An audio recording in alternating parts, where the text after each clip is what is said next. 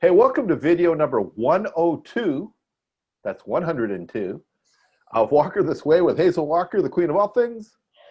BNI and queen of networking. And it really, I find it humorous that we've done 102 of these. We're in the hundreds. You know what's going to be even funnier? What? 103. It's coming soon. So Hazel, and we've laughed our way, more so you have laughed your way through 102 videos now, which is great. True. Hazel, this is a very exciting day. It is October something. Is it the 2nd today? It's the first day of October. You know what that means? No. It's the first day of me being vice president of my chapter. Woohoo! Because leadership team change happened here. Thank you. I know that's a really exciting day for you. It is an exciting day. Yeah. And now that I'm vice president of my chapter and I work, I worked hard, did some training to get in the role, I can now just kind of kick back, watch it all unfold. Because why? Well, I have the role. And, we're good to go. Did you do all the training? Yeah, I did the training. It was good. I enjoyed the training. Have you learned how to run the Zoom account? I'm pretty good at running the Zoom account, but I understand even in my role as VP, I'm sort of like, I oversee the membership committee and got an important role. So, yeah. I'm worried for the chapter. They'll be fine. I'm worried for, look, here's what's going to be fine. Here's your problem. If you take that laid back approach and you're not prepared to do the things that you committed to do, like how many reminders did we have to send you to do your training? There were many. And when did you finally get it done? At the last minute kind of thing. Right. So we work like crazy just to make sure you got it done. And then you skate right in there and do it at the very last minute. Right. So I know you know this, that I say this all the time. Yeah. How you do one thing is how you do everything. I've heard that sometime before, yes. Right? How you do one thing is how you do everything. Right. So that makes me believe that you probably just skate right in on your business too. Like, I can't count on you to get it done unless I'm banging at you for it. And that's my perception. And the other part of it is if you're just taking this lackadaisical attitude, see, the thing is you took on the responsibility of leading a group of people in a chapter to success. And their success also is dependent upon how you lead them as a group. And so if you're taking a lackadaisical attitude around this, then that doesn't bode well for the chapter. And I think what so many leadership team members do, they take it on and they go begrudgingly, or they take it on as a favor, and they don't understand the impact that it's having both on their credibility and on the chapter. And so if you're taking this attitude of getting things done or not doing things or not being prepared and being disorganized, and the chapter is watching all of this and it starts to go backwards because you are not running the membership committee, you're not doing your chapter success meetings, you're just letting things fly by, it's going to create some negative word of mouth for you. It damages your credibility. You can either build your credibility in the role of a leadership team member, vice president, president, secretary, treasurer, membership committee, all of them put you in front of the group. And that is a huge opportunity to build your credibility and have positive word of mouth. And here's the thing about word of mouth, Mr. Simmons. Yes, I'm listening. So, Mr. Simmons, word of mouth is always working. It just may not be working in your favor. Right? It may not be working in your favor.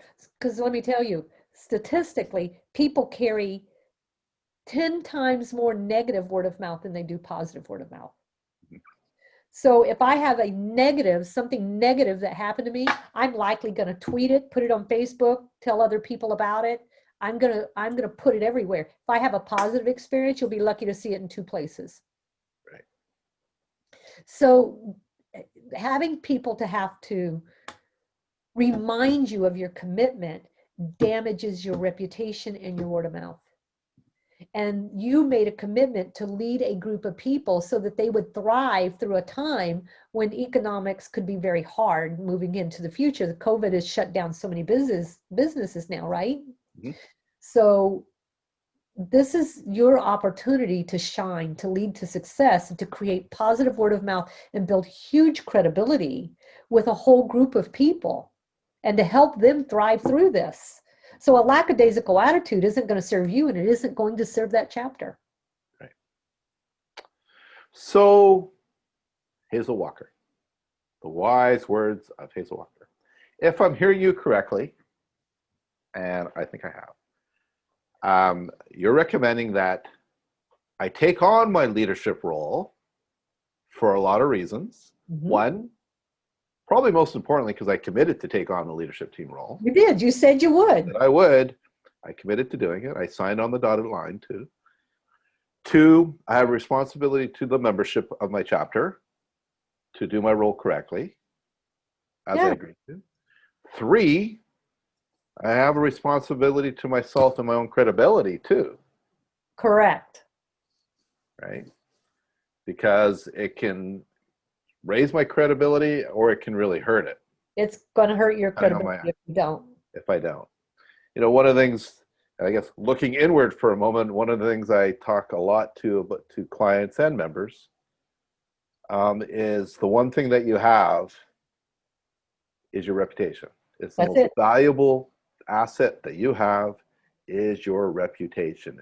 And once it's gone, it's super hard to get back. Super hard in a good way.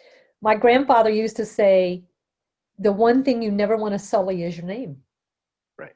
Because it's your name and everyone knows your name. And so what they attach to your name, be a bad reputation or he's, you know, he doesn't do this or he doesn't do that, or do you want your reputation to stand for you? Because I always say to people when I hear negative things about me, I don't defend myself. I just say, I will let my reputation stand for itself.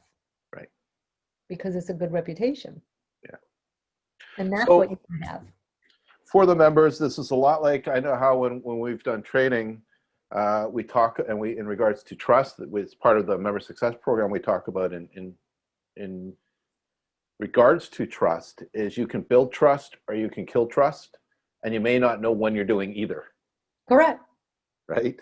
Just because there's a lot of optics in BNI, and everybody is watching everything all the time, whether you think they are or not. All your membership is watching you, you're watching your members, and they're making decisions and judgments and on whether they will work with you, whether they trust you, or whether they don't. Do you know how many times I've heard people say, oh, he's such a nice guy. We really like him. He was terrible as a vice president, but he's a nice guy. Yeah. Well, that's not going to help you. No, because then the nice guys don't always get the referrals either. That's exactly right.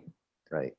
Okay, so the opportunity for those of you in leadership team roles, number one, congratulations and well done for taking them on. That's the first part. The second part is the action items on those roles and really committing to taking them on as best you possibly can, and for the sake of not only yourself, but for the membership who you now have a responsibility to. And about your reputation. Do it well. Do it well. Do it well because you also are protecting their reputations and helping them thrive. Yeah. That's and also do it well because somebody chose you. Mm-hmm. Somebody chose you and asked you to step in the role because they thought you would do amazing at the role that you're in. Correct. So prove them right. Make them look good. All right, you all. Congratulations again to the incoming teams that start October 1st. And we'll see you on number 103.